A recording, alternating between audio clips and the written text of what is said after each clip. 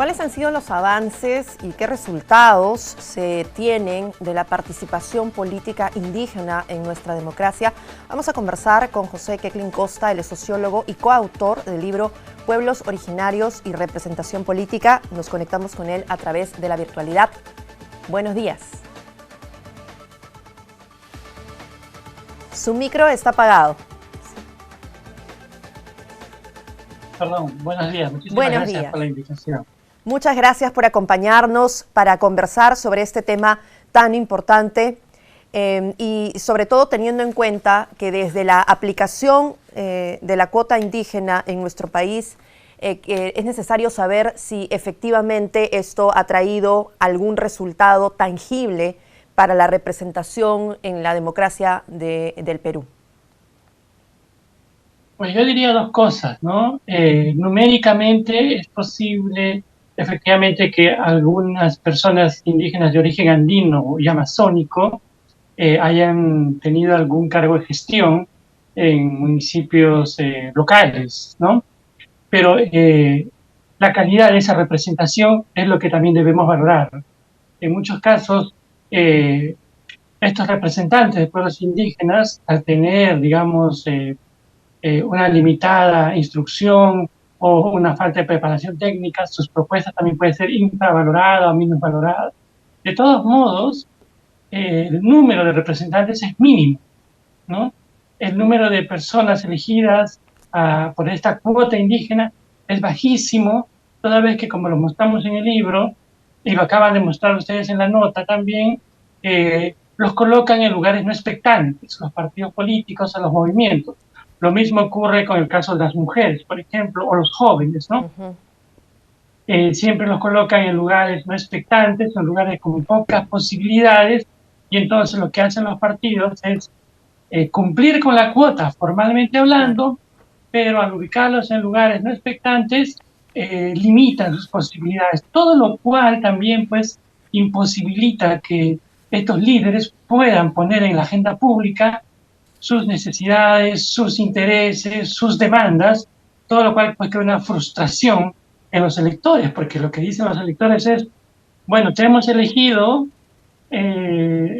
has ingresado, pero al no tener poca aceptación o al no tener mucha importancia dentro de un consejo municipal, obvian estas propuestas, o en el peor de los casos no salen electos, todo lo cual también termina frustrando al electorado indígena, ¿no? Claro, ¿existe una regla, digamos, hay alguna obligación de los partidos políticos de colocar a las personas que representan a comunidades nativas indígenas en algún lugar específico de la lista? Y si esto también, por ejemplo, afecta el desempeño para poder dar a conocer sus propuestas, es decir, ¿tienen menos posibilidades de dar a conocer sus propuestas en medios, en redes, de tener al alcance nacional que otros candidatos, por ejemplo, que están en los lugares más altos de las listas? Mire, lo mismo ocurre con el caso de la cuota de mujeres, ¿no?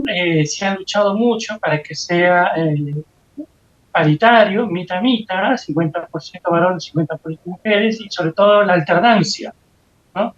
Eso es en el caso de las mujeres, pero en el caso de jóvenes o cuota indígena, esta alternancia no está trabajada, todo lo cual pues es una carta abierta para que, como repito, los partidos los coloquen en lugares no expectantes.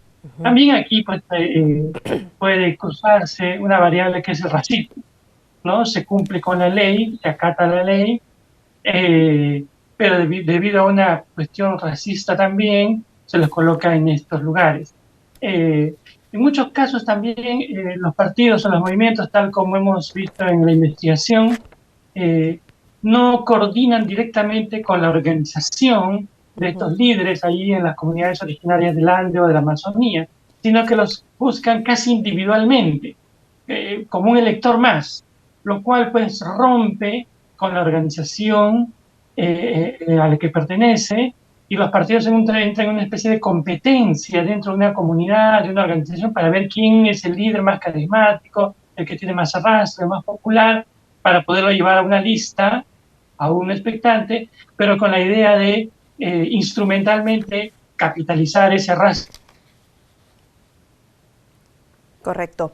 Bueno, Decirlo de otra manera, los partidos y movimientos entran en organizaciones, los buscan de manera individual y no a través de una organización que pudiera trasladar intereses, sino que casi es una persona que se reconozca indígena, entra a la lista. Muchas veces esa persona también está desconectada de la organización, ¿no? Ya es una persona que vive en una zona urbana, que lo único que tiene de indígena probablemente es el manejo del idioma, o que está empadronado en el padrón comunal, etcétera. Entonces hay una débil también pertenencia de algunos líderes a estas organizaciones de pueblos indígenas amazónicos andinos, ¿no?